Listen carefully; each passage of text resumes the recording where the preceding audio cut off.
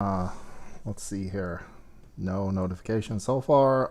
YouTube is working properly, so I use that as a base, and I did check out. Let's see here. Let's. Could be Steam, I guess. Could be Steam, I guess. Let's try this. Elden Ring. Let's play some music. Let's play some music. Let's play that song again, because I'm gonna delete the other videos anyway.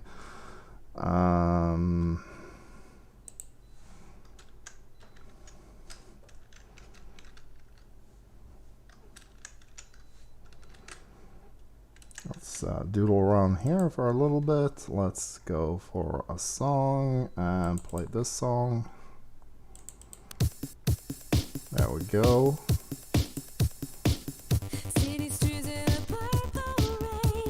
Yeah, we're all back, baby.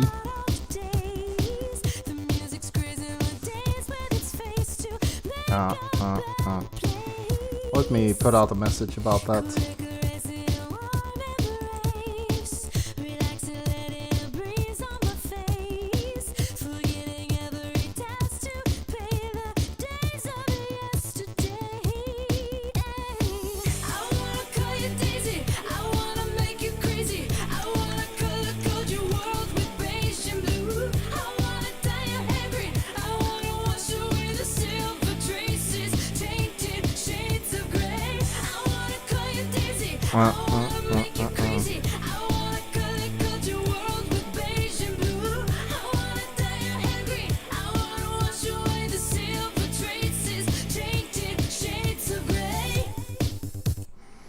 Okay, so what I did was I messed with the settings according to emergency solutions, and it looks like we're not good.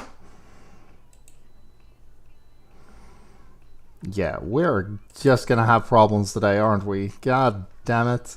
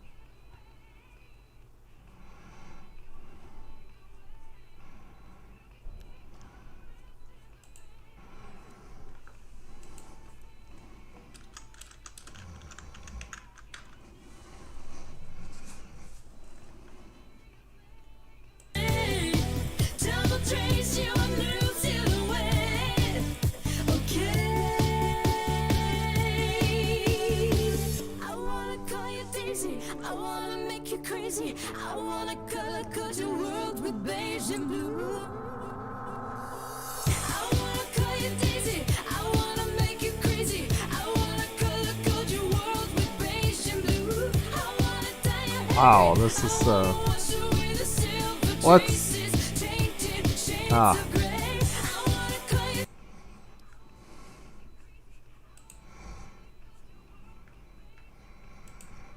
Either way, the important thing is to get the game up and running and see how that goes. And I'm getting warnings again. This is not going great. I wonder what is going on. I think I might have to do a virus scan on my computer or something, because this is not. This is not cool. This is not cool. I may have to. Oh my god, this was gonna be so hype. Damn it.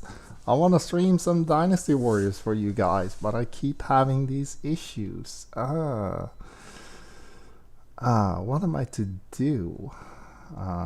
This is problem. This is the first time this has happened, so I'm not sure what the issue is. No, it was not. I decided to shut down the stream and reset everything, and we're still having issues. So, it's not the bitrate, it's not the resolution, it's not the internet connection. There might be something with the computer itself. So I'm gonna... Man, I don't want this to be the bug fixing episode. 'Cause, let's see, what sort of things do I have going on?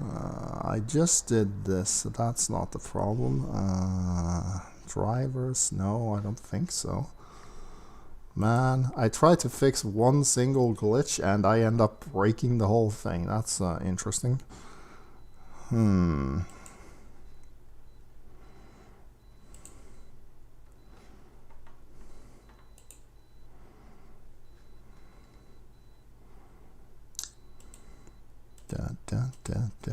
Yeah.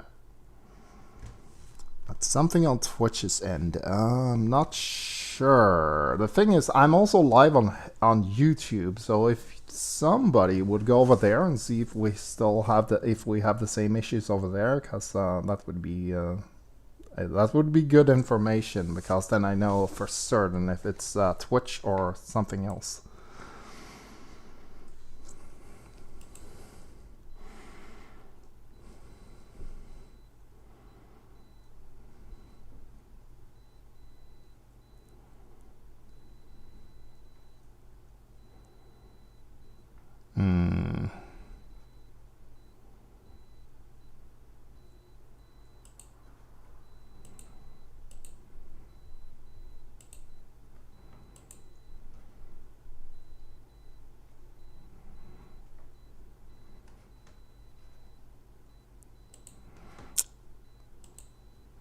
Maybe something on Twitch is in, I'm not sure. Anyway, let's boot up the game and see what happens. Let's just go here, and we're gonna take it from here. Let's hope things pans out, because we're doing better now than we were before, so let's try.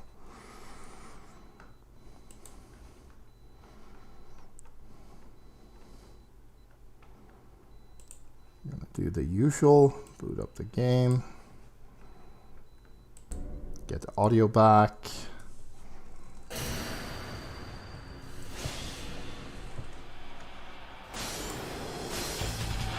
Skip the formalities. Go to away campaign. I'll explain it if things are still up and going. Due to the efforts So let's skip this. heir to the Cao throne, and many others, Yuan Shao was eliminated. There we go. We can skip this too. Okay, so what is currently going on is this is the battle immediately after you dealt with Yuan Shao, and you got a hold of Lu Bu and his compatriot Chen Gong, and we also have a... I'm gonna have to look at the replay of this. Either way, yeah, let me know if there continues to be any issues. I don't trust my internet connection. Oh, okay. I guess theoretically I could. Because Facebook has been acting up, but it's Twitch that's the problem.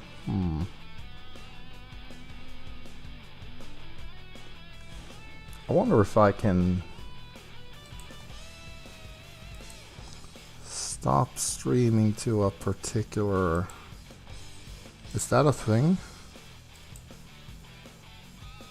You cannot change these settings when you're live. It's definitely a Twitch issue, okay.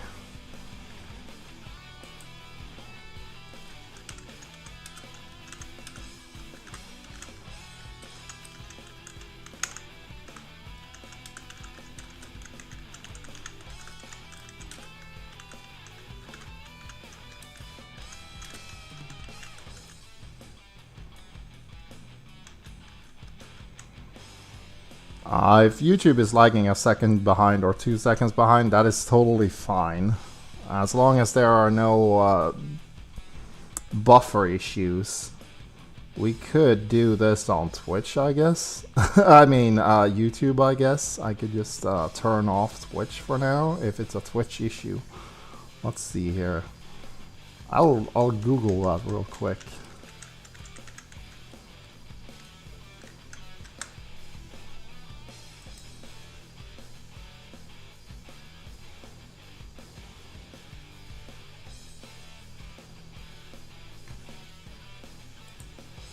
Apparently Twitch has had massive issues earlier today. Twitch is messing up in general. Okay. I guess because I have multi-stream going on with the chat, so if you wanna, because I've been dying to test that out, so if you could do me a favor and simply go to my YouTube channel and watch from there, and see if the chat thing works, because then I can also bring it up, I guess. But yeah, that would be super appreciated, because then I'll know if this is a thing that you can work around.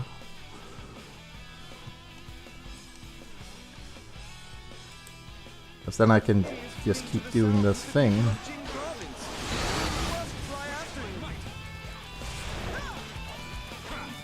Because the game running, if the game is running at a weird frame rate, that is fine, because that's how this game works. I actually put it on frame skip mode so that it retains the speed by dropping frames, which is fine.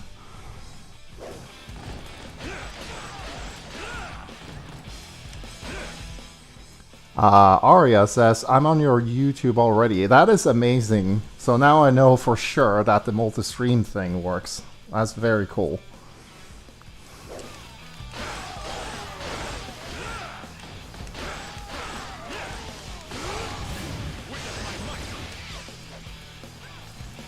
So I guess we're gonna have to do it like that. Let me share my YouTube then in the Twitter thing.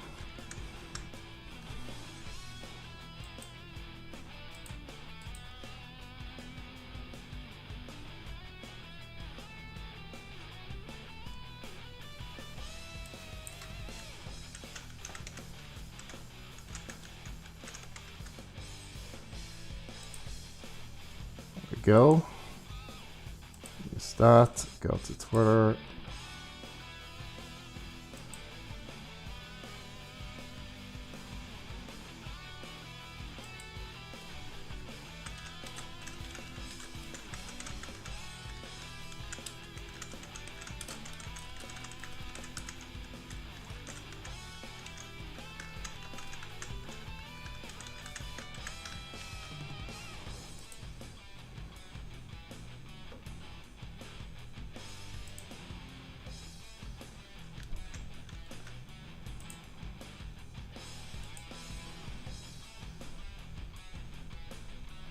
My whole stream is skipping frames. Yeah, it's currently running at 30 FPS. It was a desperation solution, so that is also probably fine, as long as it doesn't stop. Is the audio okay?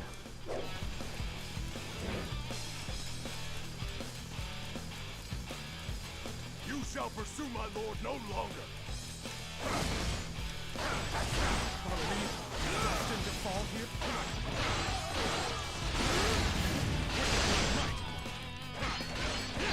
Time to finish this.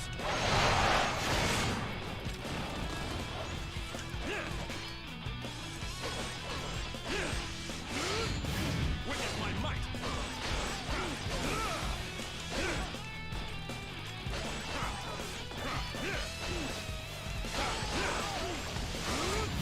Witness my might.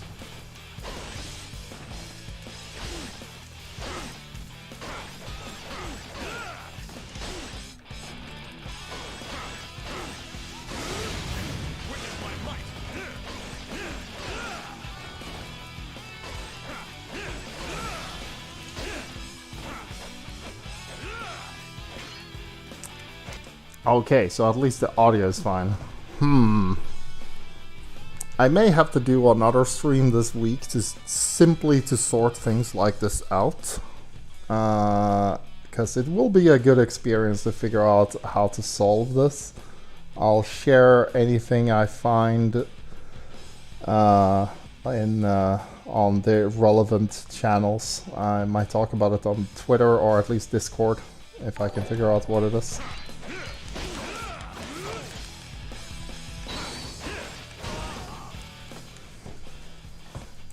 Wait, I didn't catch that. What was that message?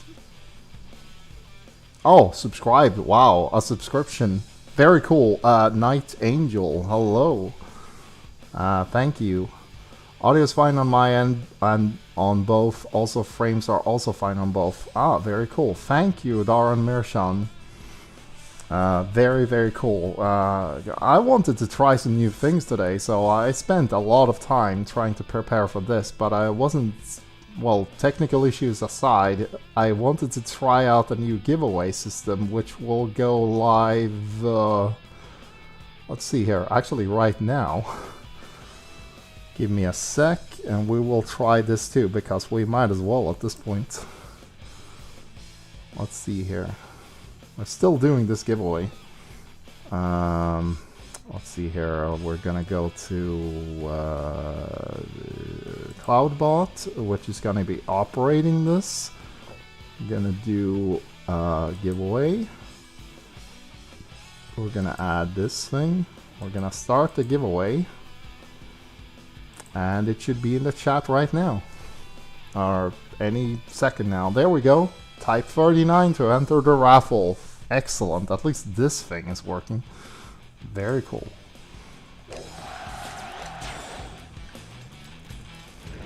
If YouTube is a little bit after Twitch, that it makes sense. As long as the frame rate is stable. I shall return. Remember that. For yours is the first head I shall see. Every victory serves to make me that much stronger. Ah, very cool. Thank you. Everybody gets tickets. Now I don't have to do the wheel manually.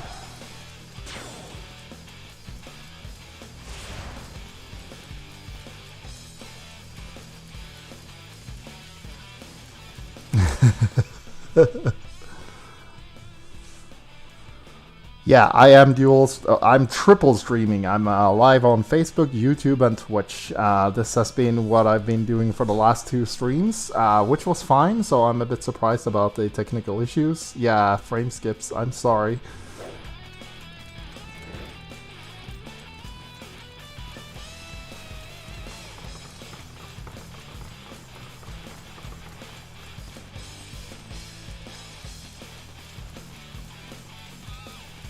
I guess I could do if the I guess if the frame rate persists, we can do a just chat, because I've been...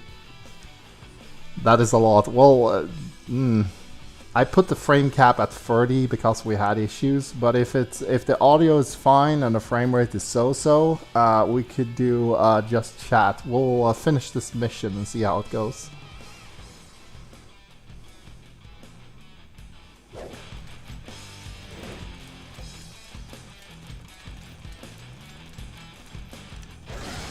Also, thank you so much for the patience, and also thank you so much for the follow. We usually don't have any issues. Never dual stream before. Yeah, I have a really nice connection. It's actually 10 megabytes up, so triple stream should be fine. Don't mind the Night Angel Sun Kyo 1, just making sure it worked for that one as well. Yeah, 39 is thank you in Japanese. It's also the way you say thank you, and even uses the same hiragana or katakana if you're into that. So this is the mascot here is thank you-san, who wants to thank you for tuning in by giving away free games. So yeah.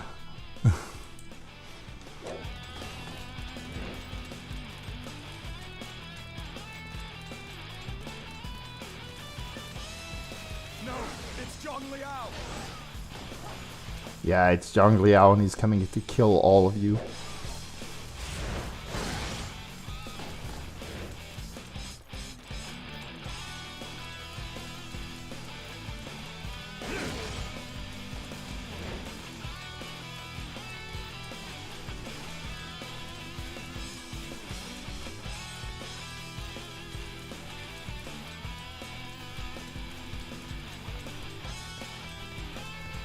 Oh yeah, the raffle ends in 39 minutes because 39? You heartless fiends! You would murder innocent peasants! I will give my very life to stop you! Enemy sighted! Oh, we just killed a bunch of peasants. Also, this guy hasn't been upgraded yet. Let's get him this stuff. More range, horsemanship, get him some extra attack skills. Saying you can ignore the ticket for that one if it gets like stated. Yeah. It's fine. It's fine.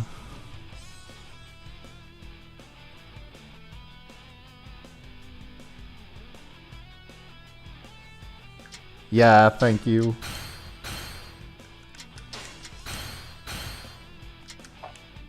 Let's see here. Night Angel. I think this is the first time I've seen your name, so tell us about yourself. I'm really bad with internet handles like that, so maybe I know you, maybe I don't. Zhang Liao, you must show no mercy in this battle.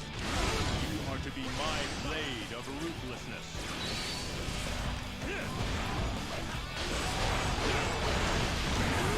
Lord Liu Bei! Help me! Lord Liu Bei, stay safe.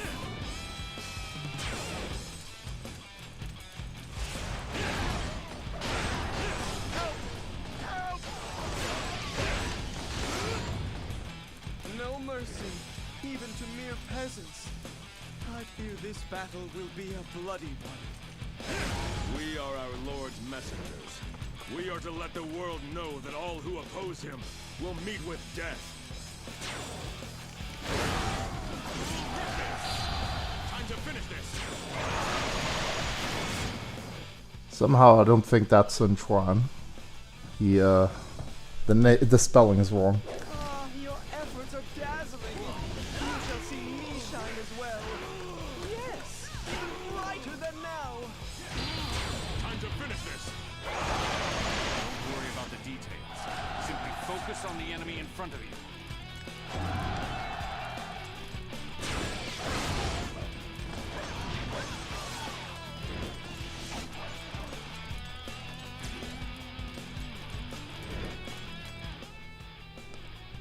Guessing it's not obvious Night Angel is me. What I've told before goes double for Night Angel Darren Mershamus. Oh.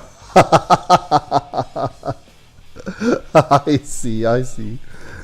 Interesting. But yeah, thank you for the follow. I do have more videos on my YouTube channel. But yeah, mostly fighting game related stuff, I guess. I haven't uploaded much lately though, because I haven't been playing a lot of fighting games. But yeah, it's there. I'm also hosting some other people's videos as well. If you're really into Tekken, there's a lot of stuff.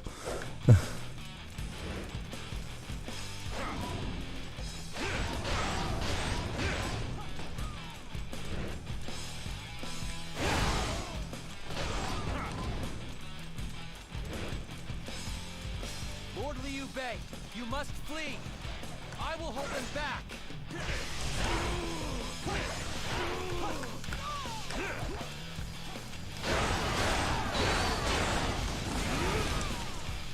An excellent display of skill.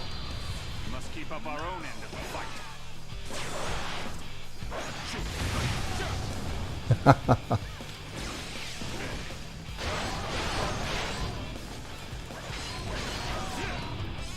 We cannot do anything if our formation is broken.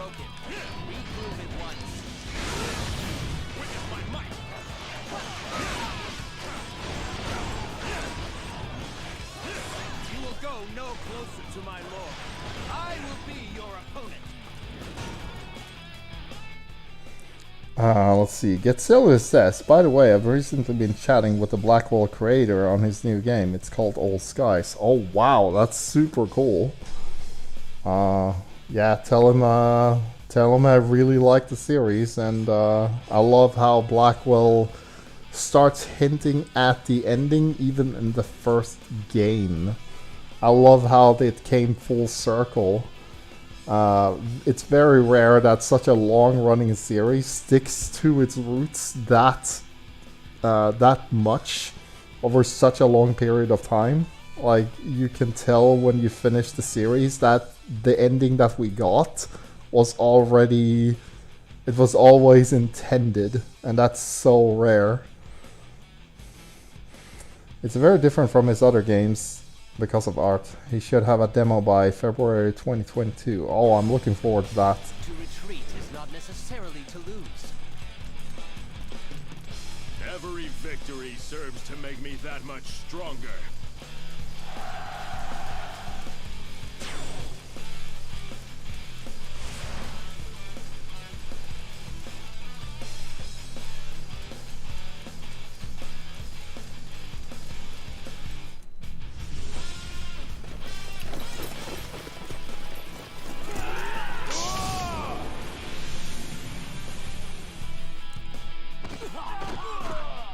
I am Zhang Fei. All right now. Who wants to take me on?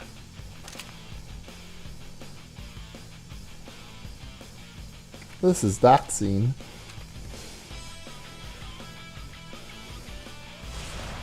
Will Zhang Fei break the bridge, or will he just leave it being on fire?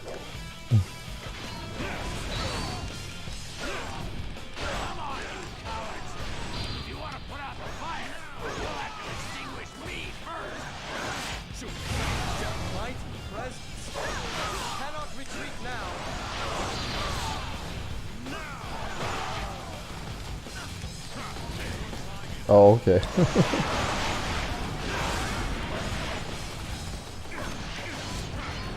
I just want to point out that environmental hazards in Dynasty Warriors is actually very rare, unless it's traps.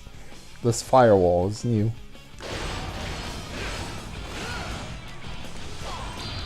Time to finish this.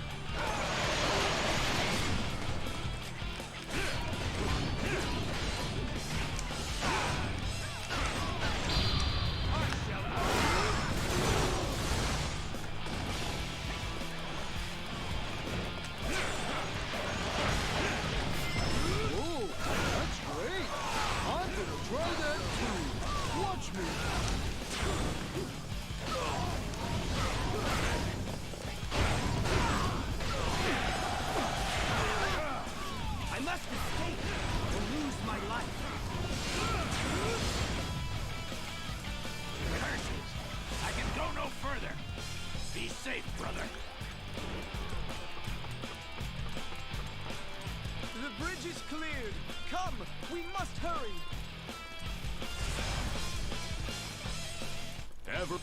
Let's see here.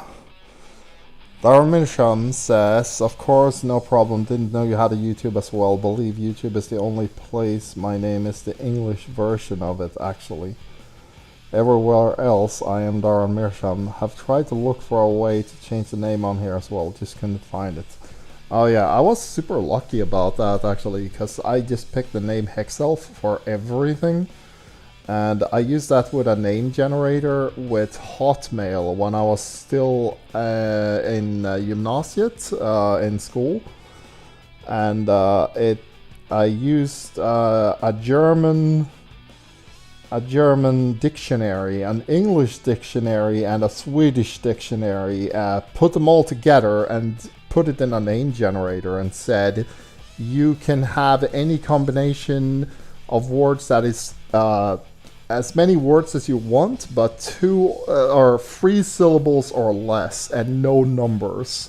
And it crunched that for like 2 hours, just trying out various combinations of words to register to Hotmail, because that was like, even back then, it was super hard to come up with a name that nobody else had. And it gave me Hex Elf, and I've been using that ever since, which is going on, let's see here, 20 years now? Victory serves to make me that much stronger.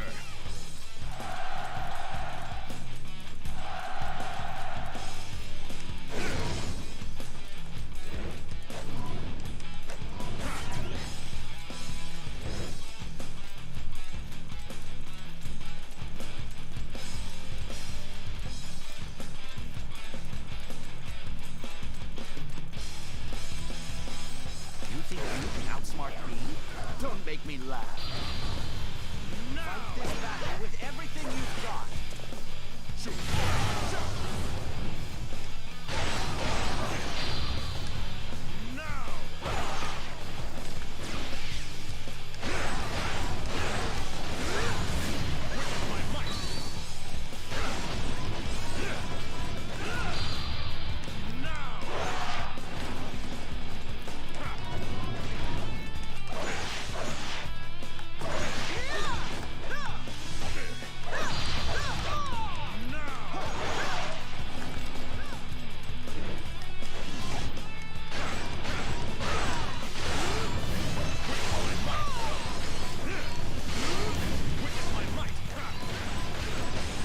You will learn to regret this moment. Every victory serves to make me that much stronger. Ah, your efforts are dazzling. You shall see me shine as well. Yes, even brighter than now.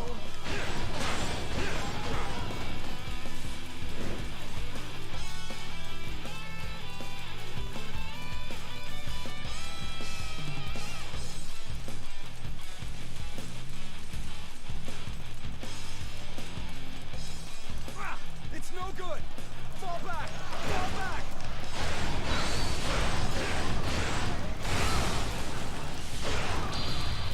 The trap is a little simplistic for my tastes, but it should suffice to buy us some time.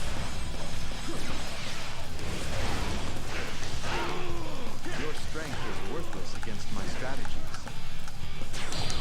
Time to finish this.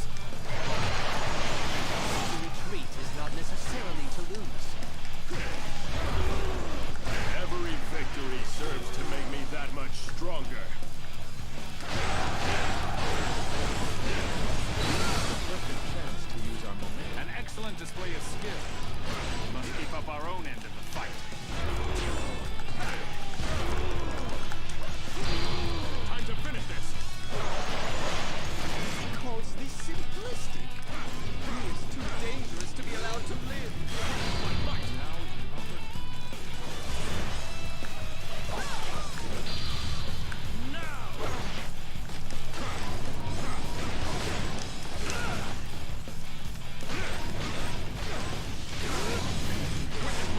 We have stalled the enemy long enough.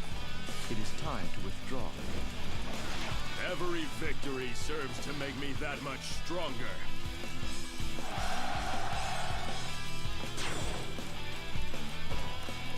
The fire has been dampened. Through the gate and onward.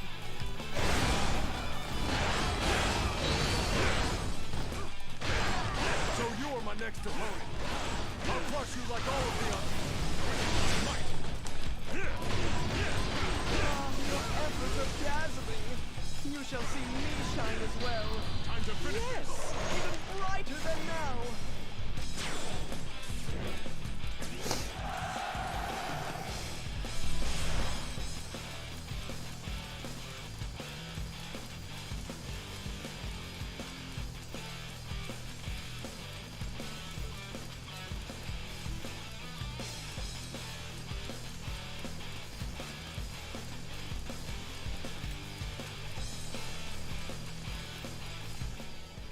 I think I'm still using the base weapons for this guy. Huh.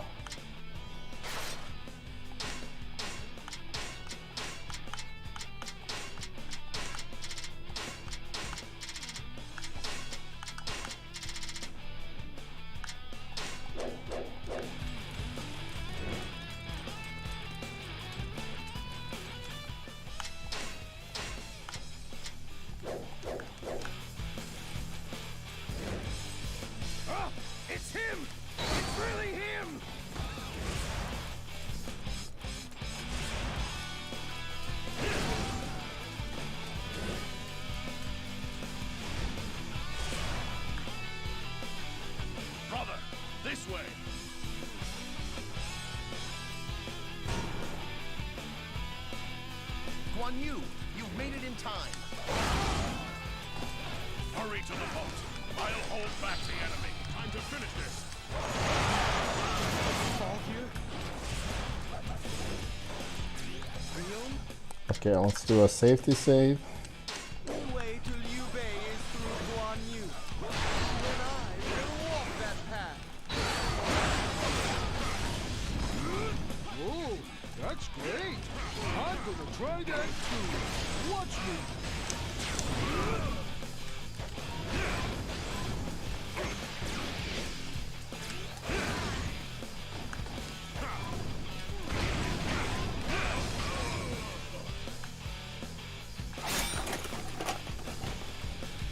Prepare yourself, Guan Yu. Zhong Liao, you are a remarkable warrior. I am my lord's blade. I cut him a path. Your blade is indecisive. I could never lose to you. Silence!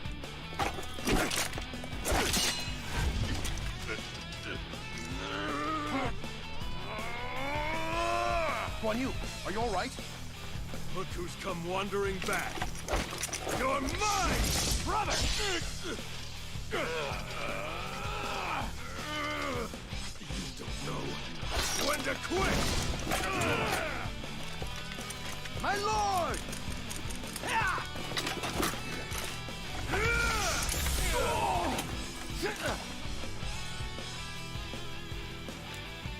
How? Any normal opponent would have been dead by now. Oh, No matter how many times we are defeated, we will continue fighting to keep our brothers safe. His benevolence gives us the strength to go on. More forces are approaching. Come, men. You'll see. The day will come when our brother's virtue will overcome Cao Cao.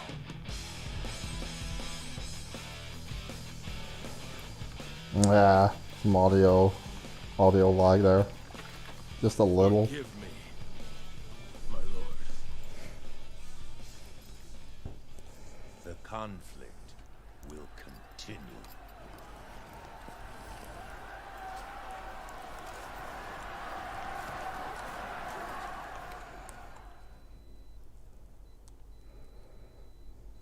A new world lay just before them. Zhang Liao's fierce pursuit forced Liu Bei's forces to scatter. Liu Bei himself managed to escape to Jiangsha. Cao Cao secured his hold on Jing and immediately moved to apply pressure on Sun Quan in Jiangdong. With his giant navy, he filled the banks of the Changjiang. If he could defeat Sun Quan and Liu Zhong of Yi Province, his conquest would be complete. Xu Chu and Cao Cao's other generals could almost picture the day when their long journey would come to an end. Little did they know that lying in wait for them was a secret plot by the strategists Zhuge Liang and Zhou Yu. Cao Cao would need to summon all of his might to bring his plans to fruition. Aha. For his destiny would soon be decided here, along the banks of Zhebi.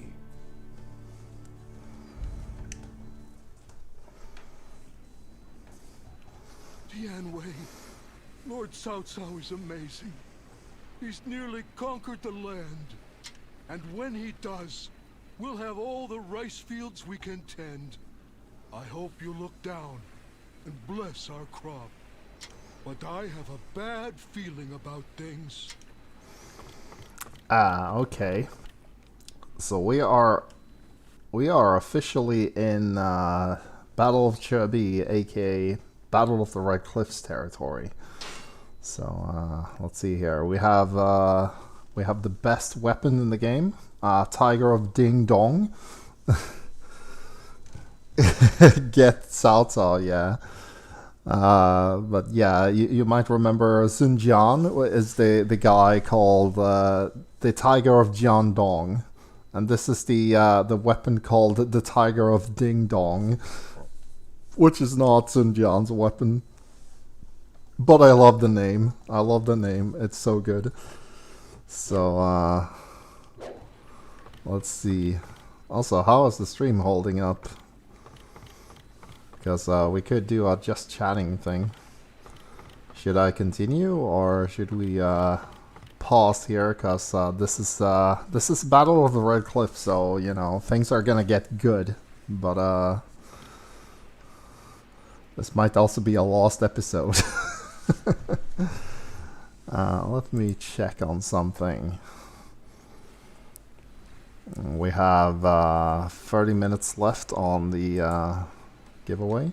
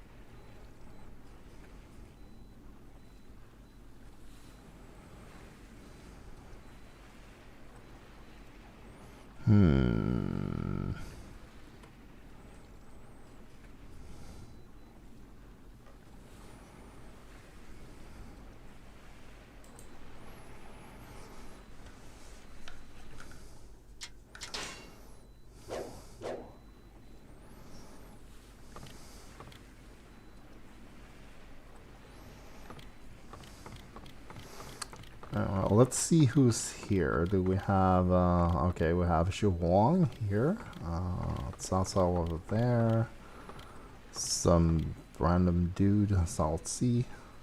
Seems like it's okay, but there's a big delay here on Twitch. Yes. Maybe Twitch is solving it by adding a delay or something?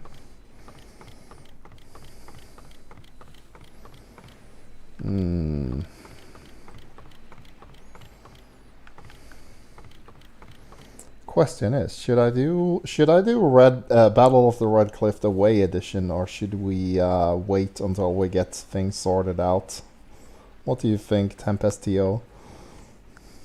Or Daron Mirsham, or Pretty Cool Dan, or who else is in here? Moth Hunt, perhaps? This is the big one. Definitely the big one.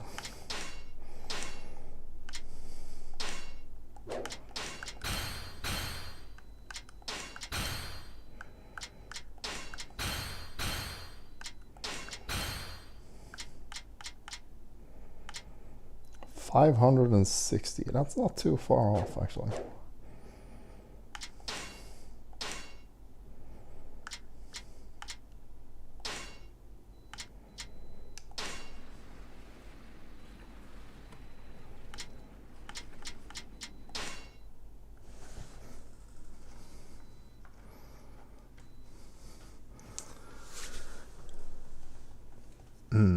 Still the occasional buffer. Very rarely buffer does happen, but same on YouTube for me when it is, and like I stated before, Twitch is a bit earlier than YouTube, so it might be a regional thing. Okay, that makes it sound more like it's not a Twitch thing. I'm still amazed at how many viewers we have despite all the issues. I really appreciate it.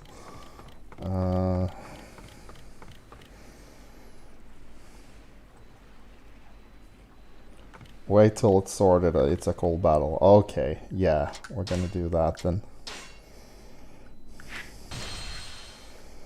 We're gonna do that then. So we're gonna go to, let's see here. We're gonna switch this, and we're gonna do, let's see here. Just chatting, like this. So this is gonna be a sort of an improv. Gonna use that for now. Now let's see here. I'm gonna run some stuff in the background while we do this. So we're gonna hold off on Battle for Red Cliff, because yeah, if we have issues, let's see here. Yeah, we're gonna run this. In the meantime, okay, see if this works.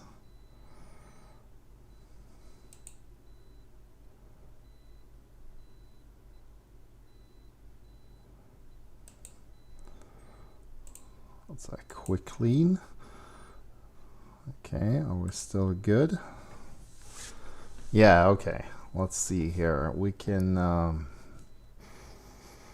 I did have some ideas, so let's see. Let's talk. I could do one of this a story, I guess, if you feel like it. I did have one prepared just in case. Just in case things turn sour. It's been in the back of my head, though. Private stuff, I guess. So let's see.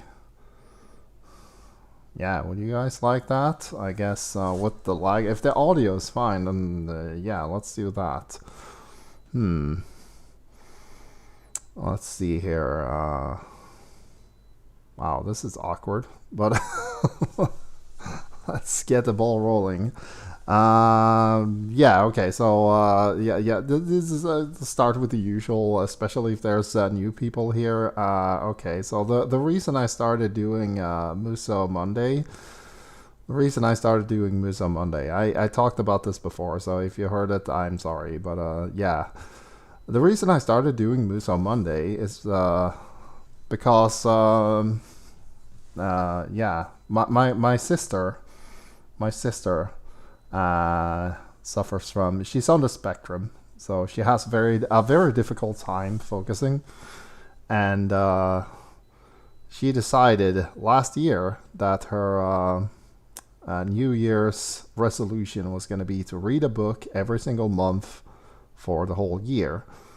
And when Christmas came around, she proudly exclaimed that like she had pulled it off. Like she had actually done the thing. She had been reading and trying really hard to read a book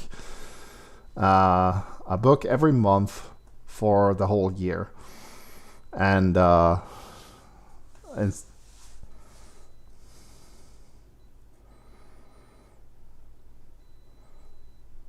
that's a cool idea, honestly.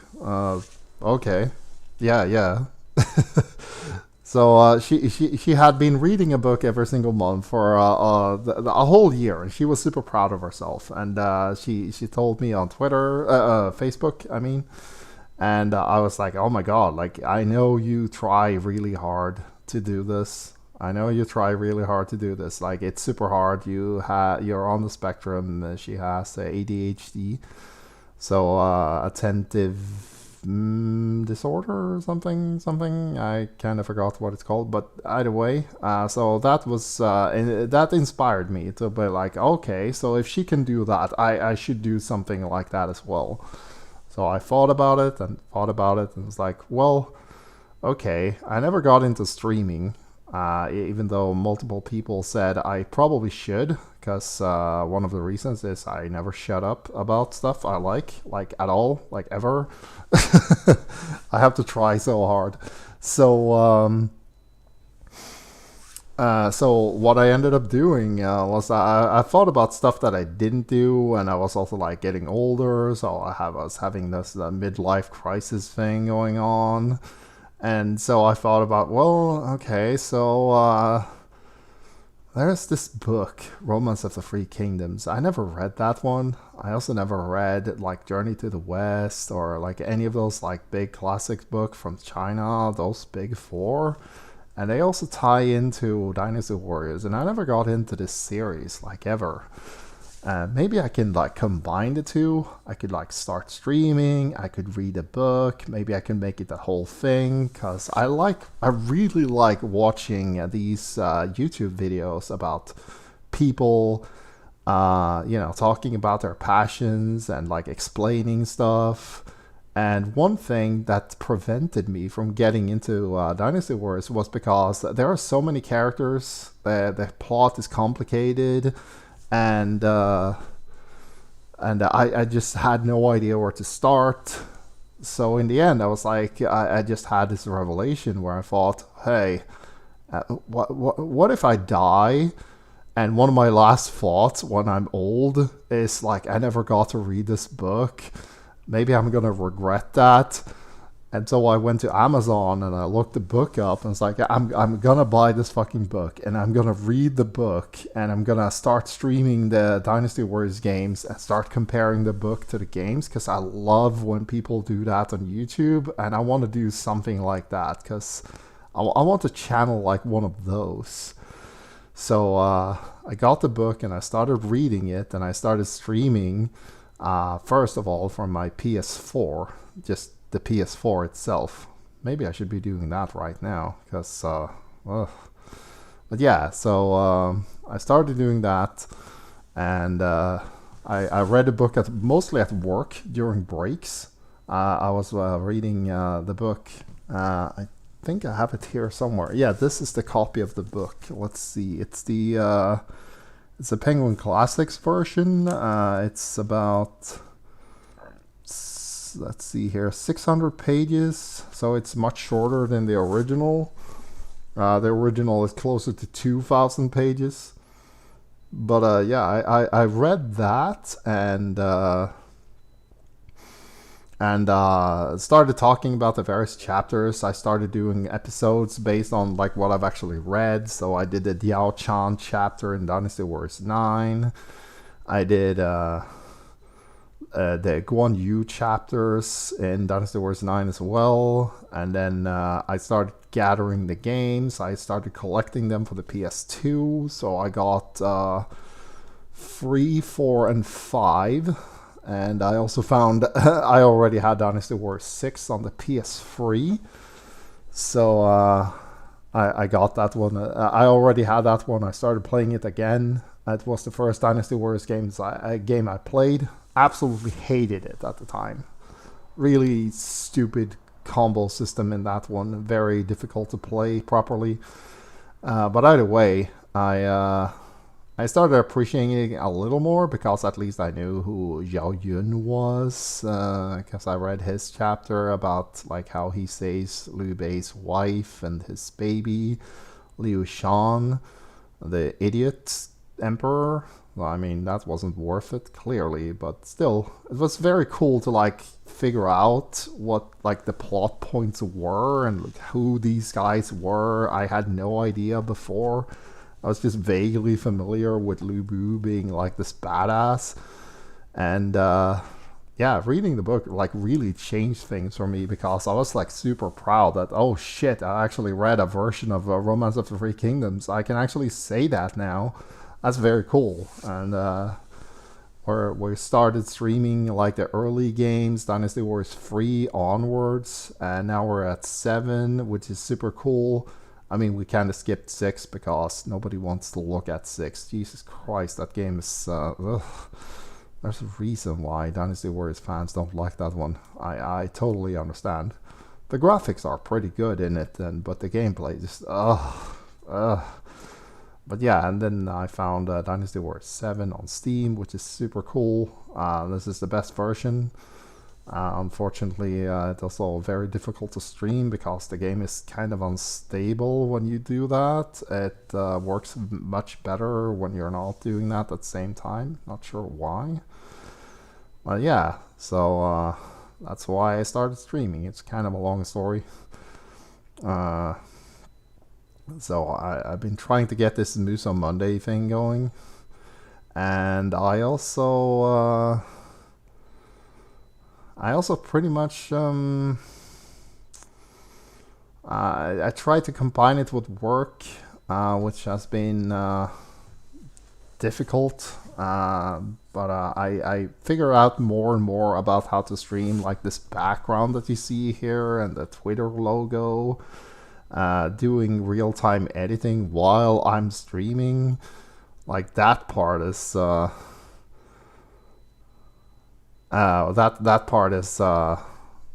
part is actually pretty fun to do, like doing real time, doing editing in real time. Let's see here. You can no longer enter the raffle. Okay, so let's do the raffle then. Let's see. How do we go about doing this? I know where to go, but I've never tried this before. App Store. Let's see here. We go to the dashboard. Ah, thank you. So let's see here. We're gonna check the CloudBot. We're gonna do the giveaway. Pick a winner. And the winner is Get Celius. Congratulations, you win a copy of John Wick Hex. I'm gonna go get it for you right away so we can get that thing over with. I'm happy we got so many. Glad this thing worked out.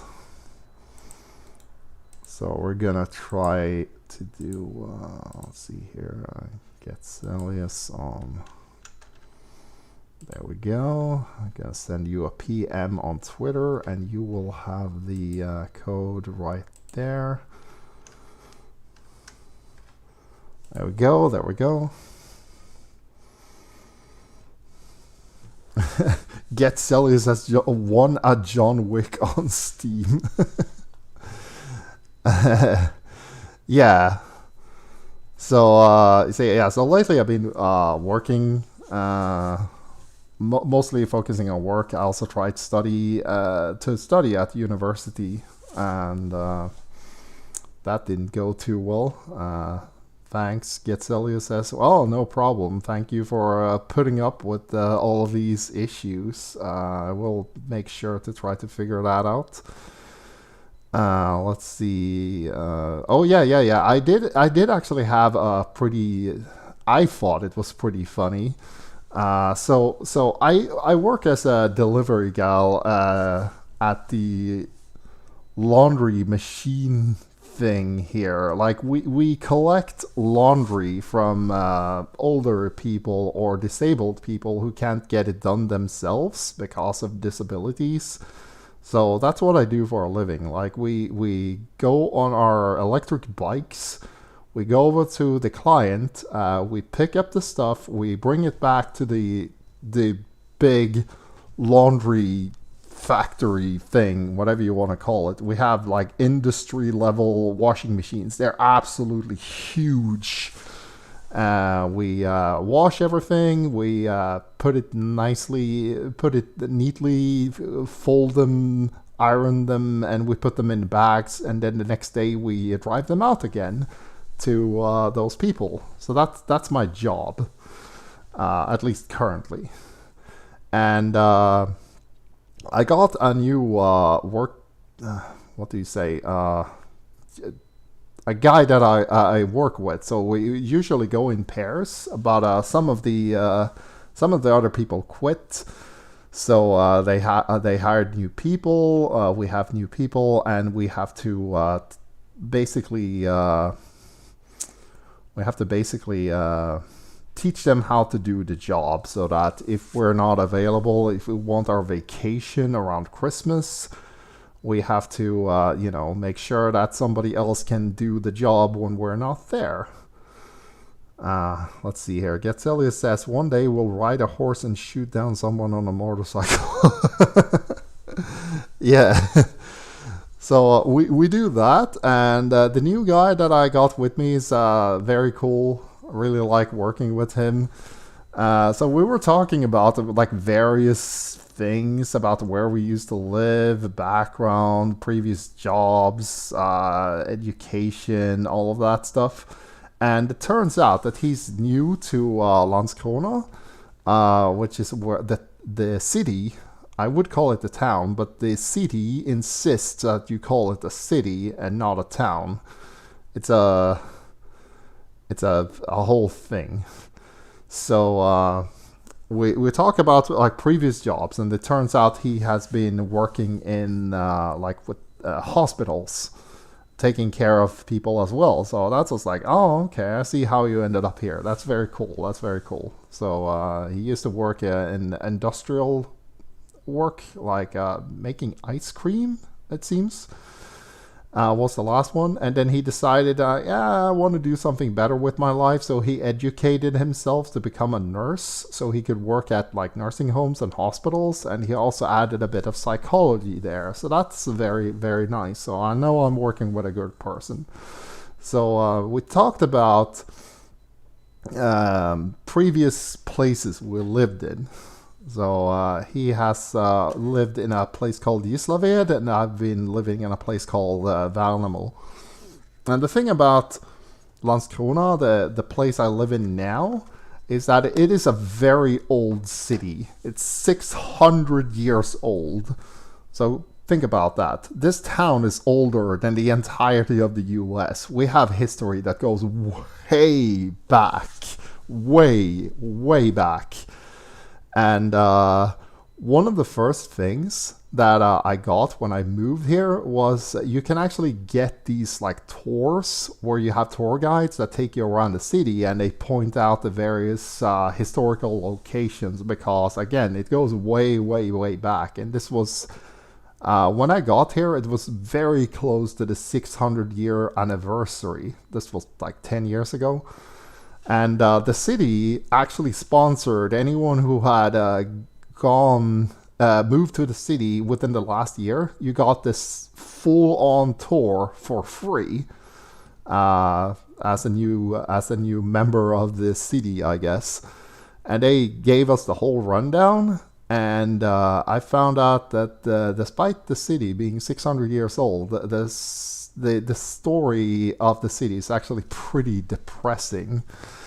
Like actually very depressing. So the thing about Landskrona is that it's very close to the coast, which isn't saying much, because like more than half of Sweden is just a long fucking coastline. The entire south part of the country is it has the ocean on every side, and almost the whole east coast is the whole east side of the country is just one giant long coastline. So he asked about that, and I was like, well, yeah, I guess you wouldn't know, because maybe they didn't do that thing for you yet. But yeah. Landskrona is 600 years old, and it's a long history of missed opportunities. So Landskrona was supposed to be the capital of Sweden at one point. The Landskrona means the country's crown. So the country's crown was thought to be like, this should probably be the capital. It is the only place in along the whole coastline that has a natural harbor. Like a natural, you don't need to do anything. It's just a harbor that works really well. The sand goes just far enough. Let's see here. Was going to be the capital of Denmark, of which the name Landskrona, which translates to country's crown. This was before the Swedish... Yeah, before it became a Swedish town again. Yeah, let me tell you about that. Coastline with trees, one of my former German clients on Sweden. Yeah. One thing about Sweden is we have a shit ton of trees. Like, God, we have so many trees. It's actually to the level of, IKEA, this furniture maker. They are from Sweden, and one of the primary reasons that they're so successful is because we have more trees than we can possibly cut down in a lifetime. We would have to turn the whole country into woodcutters to even have a chance of cutting down the trees faster than they grow back. And even that would be a monumental challenge. And that's if we put the entire population on the job. Even that would be super hard. So yeah, coastline and trees, we have a lot of that. And speaking of Denmark, we do have this long rivalry going on with them. Things have cooled off since, like we're best friends now. But yeah, this whole area was like a matter of contention. Like they wanted it, we wanted it. So in Landskrona, there's this whole thing called the Citadel, which is part of a fort that we built here simply to protect the only natural harbor in Sweden. Because if the Danes got hold of that, it would be a gigantic advantage to them that we probably would never be able to catch up with. And when I say advantage, it would be political, economical, warfare, you name it. It would be an extremely potent foothold. You have to do what America did to the Midwest, and that took centuries. yeah, exactly. We would be very far behind. So we have this citadel here, and we also put up cannons they're still up there. Like you can see most of the cannons. They are along the entire beach here. Just cannons and cannons and cannons. And also these... I'm not sure what you would call them, but they are basically giant rock, like cubes of rock that are stuck into the ground to stop any like big force of Danes that would try to make it across the straits. It's actually very difficult to maneuver around them if you come from the beach side, because they lean upwards if you're on the beach side. So there's like all of these fortifications, and then you have the citadel, which is it was going to be a castle or fortress, but it was never finished. It has a moat and everything, like a literal fucking moat is right there, and you can go there because it's owned by the public, so you can just walk it over the bridge and go into the castle if you want to. But it was never used as a fortress to fight against the Danes because it was never finished. It was too expensive. It took forever. They finished the moat, but they never actually finished the castle. And when I say the moat is big, like if you take a photo, like way, way, way up in the sky, you're in a helicopter or something, and you take a photo of the town, you can actually see this sort of star shape that covers like what looks like half the town with this giant fucking moat. You can see it from space, basically. It's huge.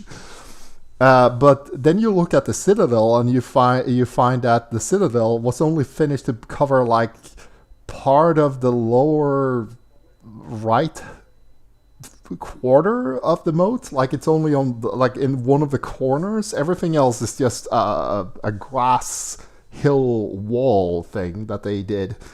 They never actually finished the building. So we have all of these cannons. We have these fortifications along the entire beach. We have the citadel, and it was never actually used to repel the Danes. So all of these cannons were never used for the one thing that they were there for. Can also fish there if you pay for the license. Oh yeah, you can. Yeah, that's what the moat is currently for, because it's so huge. They use it to grow fish. So you if you buy a license, you can go there and fish, for fish. And you can, if you have the license, you get to keep anything you find, and they grow fish in there so that you're basically guaranteed to have a nice fishing spot. So the license is actually pretty expensive, but yeah, you totally can. So the history of the city is basically like a lot of missed opportunities, and the Citadel is just one of them.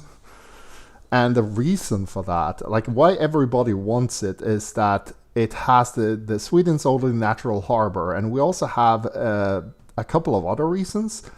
To the north we have Helsingborg, and to the south we have Malmö. Malmö is one of the biggest cities in Sweden. It's by our standards anyway. By our standards, it's a huge sprawl. And it also has a bridge that connects to Denmark. Like, we actually built the world's longest bridge to connect Sweden with Denmark, like physically. You can go there. You can. The bridge goes straight into Copenhagen, which is Denmark's capital. So that's very close by. You can hop on a train here in Landskrona and go all the way over to Copenhagen and be there within, give or take, an hour and a half. It really depends on your timing. You can also take a car and just drive across the bridge and you will be in Copenhagen, which also has an airport. And to the north, we have Helsingborg, which is one of those cities that is...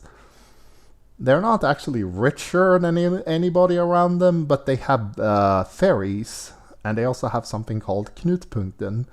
Knutpunkten just means a connection point, but the way they wrote it, it sounds like it's the connection. The connection.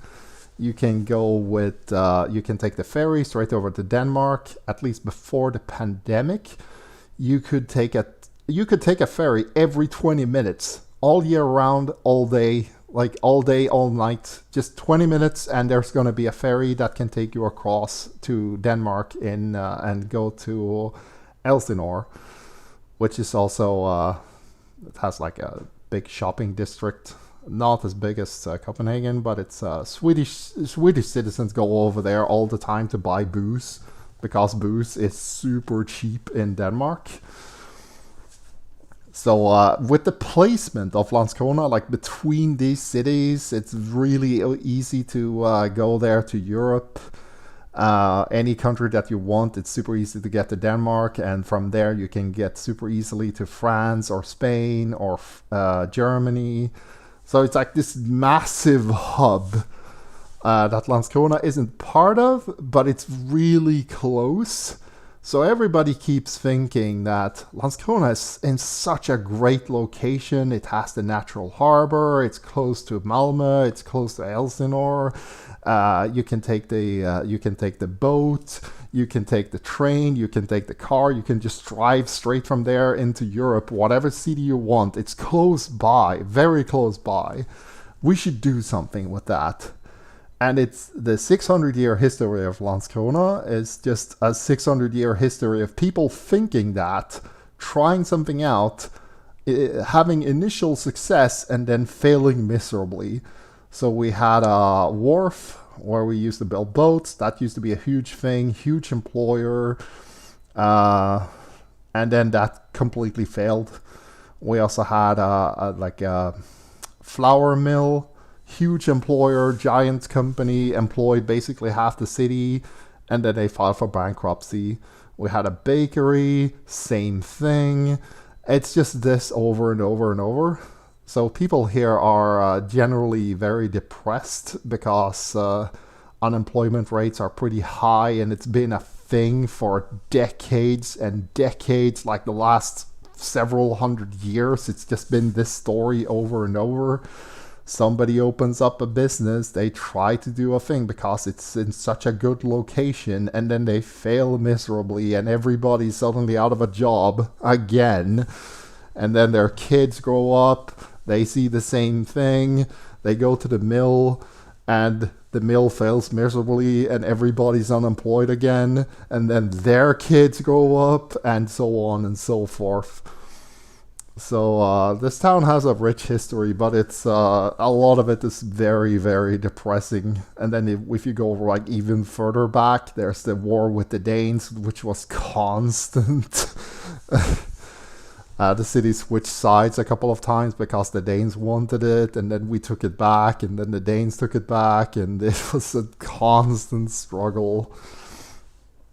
So yeah, the new guy at work, he was like, "Oh, that's very interesting, but also, man, that's really depressing because, oof, seems like you guys had a rough time." And I'm like, "Well, I actually moved here to get a job, so I'm pretty happy. But yeah, I know I know how things have gone, and you can really tell on some of the older people that things have not gone well for them. Either way, so when we were talking about previous jobs, one story came up because I wanted to lighten the mood a little. So Landskrona has a lot of things going for it. That is, we have there was one thing. So on my previous job, I was working for something called Folkhögskolan, which is like the People's University, kind of. And the People's University is like they used to be they were the reason that we have English classes as the part of the curriculum in school. Like if you're in school in Sweden, you're gonna have to learn English. There's just no way around it. Like you just can't go through school. Knowing at least basic English is fucking mandatory. If you can't do that, you will get nowhere. It's one of the classes that you have to pass.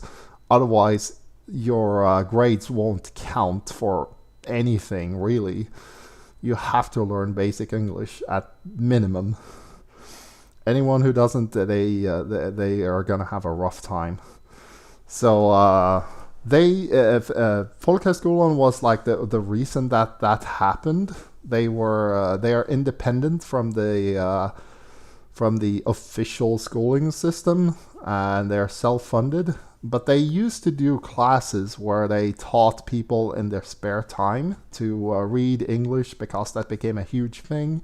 And then they eventually had so many people studying English that the state-owned schooling system decided, now we're just going to put this in the regular curriculum. You can't have literally millions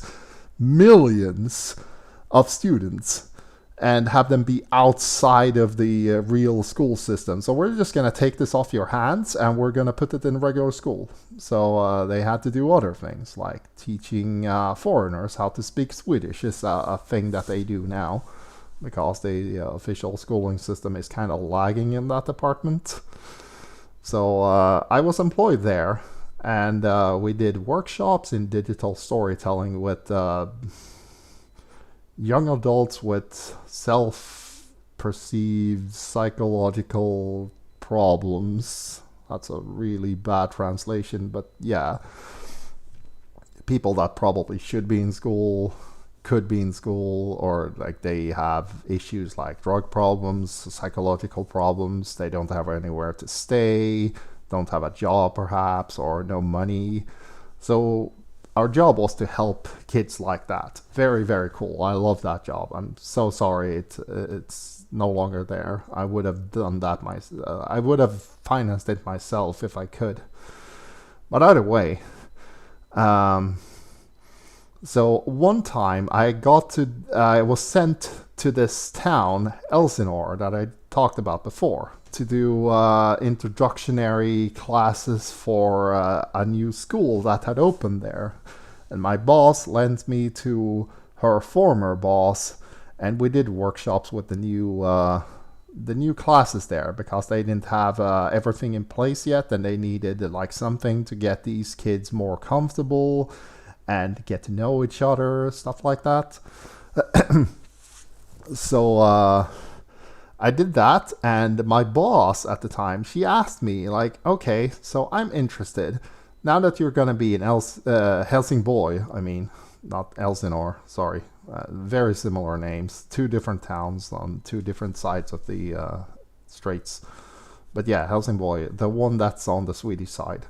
So I went there, and my boss asked me, okay, I'm curious. I want you to find out something.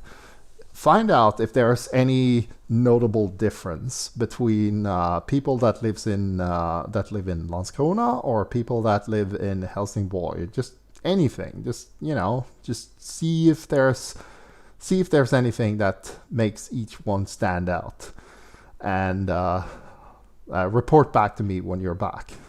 So I went there, and we did the regular digital storytelling. It's a system where you follow. It's actually a system from the US, but it's an idea where you use digital equipment to basically make some sort of footprint. You make a movie, a short movie where you talk about a specific topic, usually about like who you are, what your dreams are, what you want to do in life, what you think is important, what other people should know about you. If you have any issues, you talk about that. Very, very cool. I love doing those. But so I usually started out with like a questionnaire to get people started. Like, okay, so what's your name? How old are you? Where did you go to school? What do you like? What's your family like? Do you think your friends or family is more important? Stuff like that, just to get the ball rolling a little bit, and then things would take over from there. They would talk about, what they thought was important in the end. Sometimes they talked about like a memory, or maybe a lost family member, or their hobby, or they would talk about their best friend, or they would talk about future aspirations, like what sort of job they wanted and why. So, but one of the questions that worked really well here, but didn't work very well over there, was, do you have a pet? And what kind of pet is it? And in Helsingborg, everybody was like, yeah, no pets. No pets. No pets. No cats, no dogs, no birds, no fish, nothing. And it got to the point where I was actually a bit like, this is kind of weird. Like, none of you have pets at all. None of you. Okay, maybe I should just strike this question from the questionnaire then. You don't have to answer. You don't have to feel bad that you don't have a dog or cat or bird or fish. Just say no. Actually, let's just remove this question entirely, because this seems like a pointless exercise at this point. Why am I even asking? Nobody has pets. Okay, that is totally fine. There's nothing wrong with that. So we did the digital storytelling workshop. We finished it up. It went pretty well. There were some issues with people still coming in, which I struggled with a bit. But either way, things went pretty well despite issues. So finish up. We do our presentation. We show everybody shows the movies to each other. It's people are generally pleased, it seems. So mission success. I come back to my boss and she asks me, okay, so about the thing, what is different between people that live in Helsingborg and Landskrona? And I told her that apparently people in Helsingborg have no pets, like at all. The only guy who said he had a pet was because of the discussion, he actually decided to adopt a cat from a shelter because we talked about it so much, and he decided, I wanna maybe get a cat like you do, because that seems pretty cool. And he asked about like, how do you take care of a cat? What did they do for you? That sort of thing. And I was like, okay, that's very cool. So yeah, telling the boss, yeah, nobody in Helsingborg has any cats or dogs or anything. And that's a giant difference between Landskrona, because Landskrona is, it has the most dogs per capita in the whole country. There are fucking dogs everywhere. Every time we go out on our bicycles, there's a fucking dog. All the time, every day. Just today, I saw 5 of them. And that was, we had really bad weather. But still, 5. And that wasn't a bad day. They are freaking everywhere. And in Helsingborg, apparently nobody has any pets at all.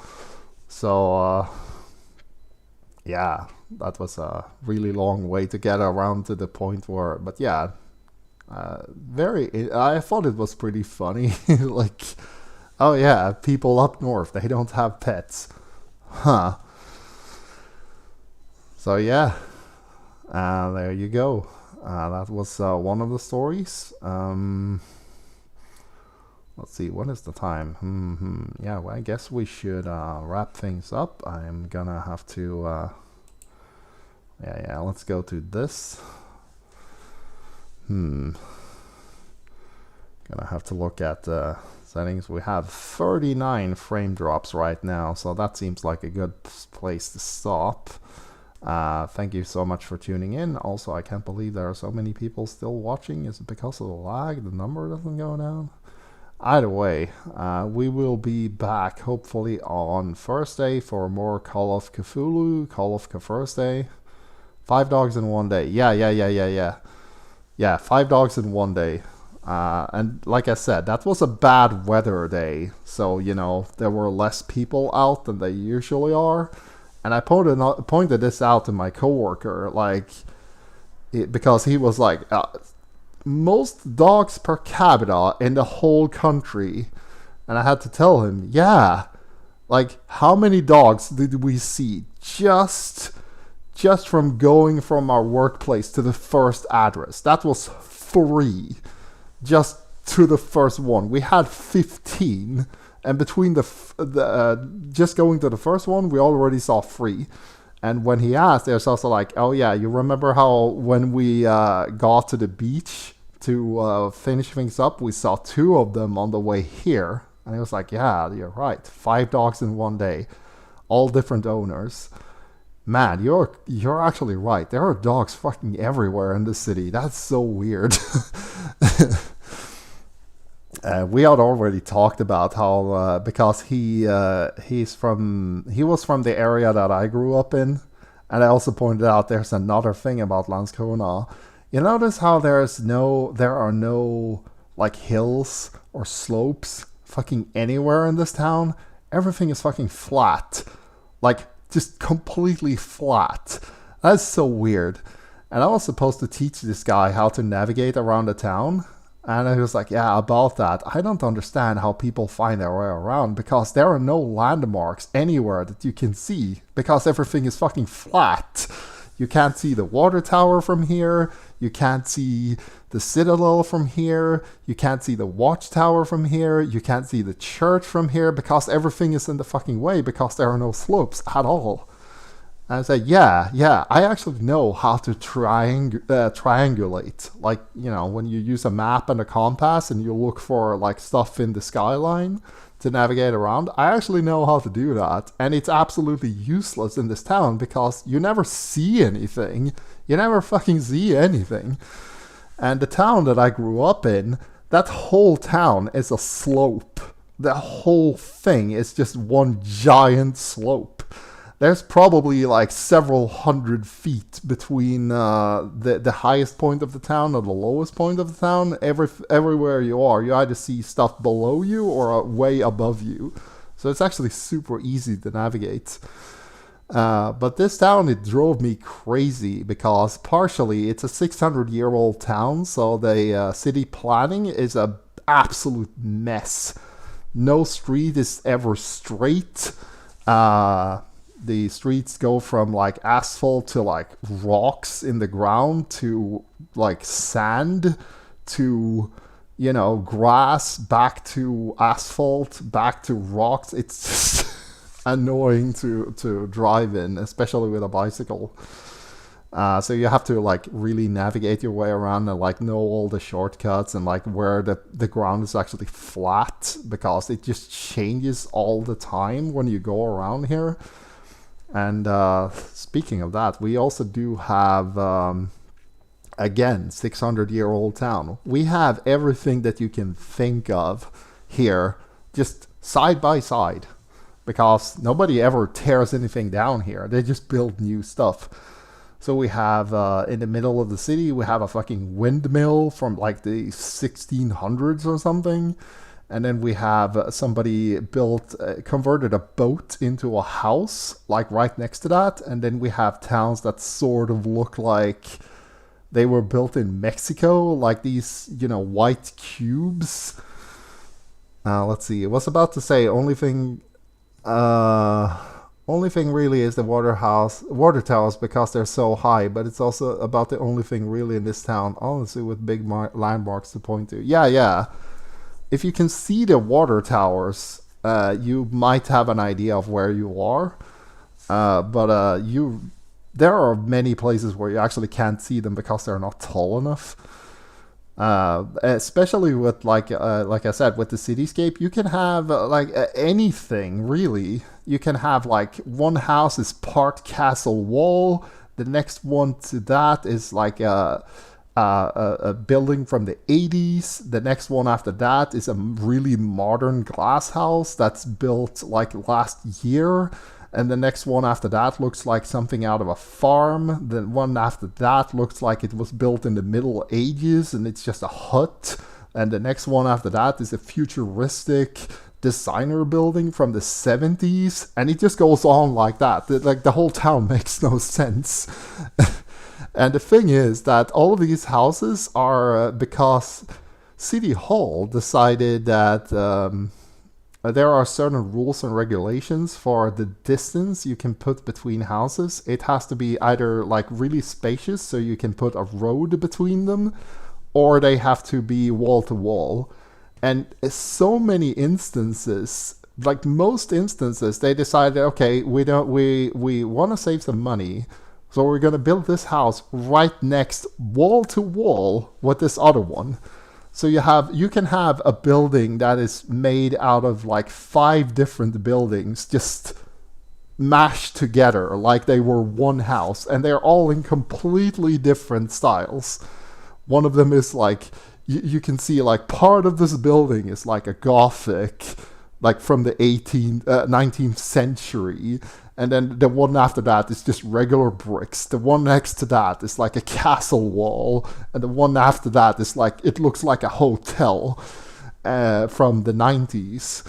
And the one after that is like, yeah, futuristic 70s. And they all stick together. It's like one giant block that there's no gaps at all. They're just built right next to each other, like literally wall to wall, and they look like they're part of the same structure. You see shit like that all the time here. It's super crazy. But it's also very interesting to just take a walk around and like take pictures and stuff, and you just see all these crazy combos. Because, like I said, nobody ever tears anything down. They just build new shit on top of or close to the other shit. So, yeah, when you go around this town, there's no rhyme or reason at all. You're just trying to find the shortest path to the address that you need to go to, and you take whatever alleys that you find. You try to stay away from the cars. So, yeah. That is Landskrona in a nutshell. Crazy, crazy town. Let's see. Oh yeah. I can do one more story actually, because we might as well keep this thing going, even if the stream is ending soon. But this one is super funny, at least to me. So when I moved here, Landskrona had a terrible reputation. It got so bad that landlords that actually owned buildings where you could rent an apartment or buy a building, they would literally go to the railway station and hand out flyers to get like for cheap living accommodations, basically. Just super cheap stuff, super cheap rent. I was able to get my first apartment for, it was less than $300 a month. Less than $300 a month. It was incredibly cheap because Landskrona had such a terrible reputation, and less than $300. It was I think it was like $260. I think 10 years ago. And it was like in the ghetto, like the worst part of town to possibly live in. That was like why it was so cheap. And so the thing is, like, on one hand, the reputation that the city had was deserved, because if you lived in the ghetto, it was actually pretty bad. I once had cops knocking on my door to ask about this attempted murder, and asked me if I had heard anything in the last week, like somebody shooting guns. I was like, you know where I live. I'm sure you know where you are. Like, have you heard a noise outside? You would have to be a little more specific than last week. Like, because holy shit, stuff happens here all the time. I have no idea what you're talking about. Okay. So did you hear any gunshots on Wednesday? Like, yeah, people are doing firecrackers here all the time. I don't think I can tell the difference between firecrackers and gunshots. So, no, you're gonna have to be more specific than that. And they were like, okay, so between 7 and 9 p.m. on this Wednesday last week, did you hear anything? And when I finally put all of that together, it's like, no, I was actually not at home at the time because I went to the store and I went shopping and I probably got home after 9, so I didn't actually hear anything because I wasn't here. Okay, very cool. But yeah, you should probably know that somebody got shot right outside of your door, and if there's blood on the stair, that's why, because he was sitting there bleeding out. He's in the hospital now and he's fine, but we're looking for any witnesses, so if you know anything, you should take our business card and you should call us. And I was like, okay, that sounds pretty messed up. But yeah, it's this street. I'm not surprised. At one point I got home from a trip to Malmö. I'd gone to an event, came back, the bus stopped outside of my house, and there were kids throwing bricks at the cops, and also a television crew that was standing out like on the street outside on the other corner. I saw that and I was like, okay, this is bad. I should just duck into my apartment, turned on the television, saw the news. The news was what was literally going on outside. So I was like, oh, okay, this is on the news now. I'm actually watching what is happening outside. These fucking kids throwing bricks at the police and the evening news crew people. So yeah, that area was pretty crazy. But in general, the town wasn't actually that bad. It was just that one area. There was also like car fires based on apparently security, insurance fraud. They burned our own cars. They eventually caught the whole gang that did it, and one of them admitted that, yeah, we burned up a couple of cars that we didn't mean to.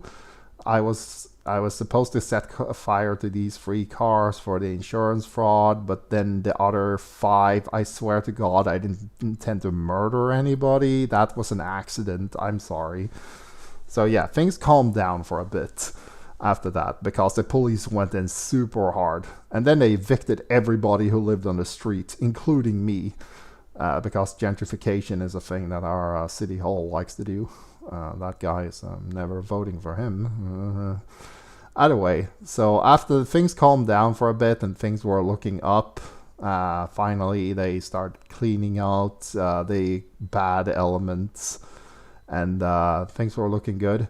There was this news magazine called Aftonbladet who decided we're going to do a report on all this criminal violence happening in Sweden.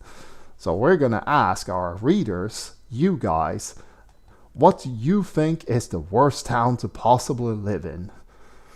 And they sent in, they did the poll. They got a lot of, Aftonbladet is like a giant magazine. It was one of the leading news magazines in the whole country for years and years and years and years. I'm not sure where they are now, but if they're not in the top 1, they're in the top 2. They're also like somewhat left-leaning, which they also say openly. But either way, they wanted to do this poll, so they asked people in Sweden, okay, so what is the most dangerous city to live in? Now that it's been in the news a lot, people are worried. So they asked, and people said like Landskrona got in the top 3 alongside Malmö and Gothenburg, which was like, oh, okay, yeah, big, the 2 big cities, and also the one that everybody keeps talking shit about, because holy shit, things were pretty crazy down here for a bit. And so they did another poll between those 3, and Landskrona ended up winning, quote unquote. So they were, okay, so the most dangerous town to live in is Landskrona. Okay, got it. But we want to dig deeper. So let's go to Landskrona and ask people where, okay, so in Landskrona, you're from here. Where do you think is the most dangerous place in Landskrona? And people said, everybody basically said, the poll was pretty straightforward. They didn't like a place called the Crow Bench, which is part, let's see, it started out as like part castle wall, part giant bench in a really gothic style. So it had like crows on top of it. I actually checked the other day, the bench is no longer there. But yeah, it was this giant bench behind a school pretty close to where I used to live. And it had these crows in metal that were on top of it. And somebody had actually did some spray painting on them to make the crow's eyes glow red. So yeah, intimidating. So everybody said a crow bench. And Aftonbladet was like, okay, that is very interesting. So the Crow Bench is, according to our readers, which is basically half the Swedish population, the most dangerous place in all of Sweden, because we're talking about the most dangerous place and the most dangerous city as voted by the majority of the population, is the Crow Bench in Landskrona. Okay, very, very interesting. Now, we're gonna dig a little deeper before we finish this news article. We're gonna go ask the police for criminal activity in Landskrona around the Crow Bench. So they went to the police officers and asked them, can we have a look at your record for like this thing that we're doing? And they were like, sure. I mean, you're journalists, so I guess that's fine. So they brought out their big binder and they were like, okay, so what do you want? We want to find out about this Crow Bench.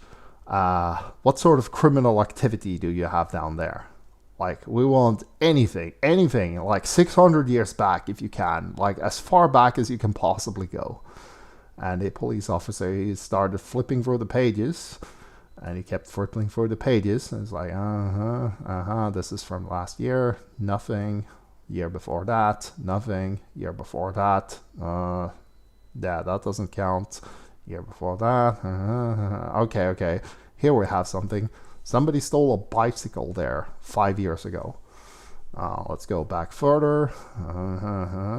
Drug bust, that wasn't there. That was, yeah, nothing here. That we're back in the 80s. Nothing tied to the Crow Bench specifically. And he just kept going like that. And then at the end, he was like, okay, that's it. And they were like, okay, so Crow Bench, you had what? Well, somebody stole bicycles there a few times, like 5, I think. 5 reports of stolen bicycles around the Crow Bench, and that's all we have. And they were, Aftonbladet was like, okay, so no murders, no drug deals. And the was like, yeah, well, we do have those from time to time. We had like the car fires and vandalism, but that's not like in this area specifically. In around the Crow Bench, all people seem to do is sometimes they steal a bike or 2, and that's it. So the report that came out in Aftonbladet was that the most dangerous place in the most dangerous town in all of Sweden had a criminal rash of sometimes you lose your bike if you park it there. And that's it. Because all the shit that happened was on the other side of the school. So I was like, Yeah, okay. Anyway, that is all we have for today. I'm gonna look into this, so many issues. But thank you so much for tuning in. Thank you for all your patience. Thanks for tuning back in. Hopefully we'll have this sorted out by Thursday when that rolls around, and then we can get on Moose on Monday. So yeah. I might do a stream Tuesday or Wednesday just to make sure that everything is up and running. But once again, thank you so much for tuning in. Thank you so much for your patience. Thank you. Sorry about this whole thing being kind of improvised fuck up, but it was gonna happen sooner or later. So let's treat this as a learning experience. So yeah.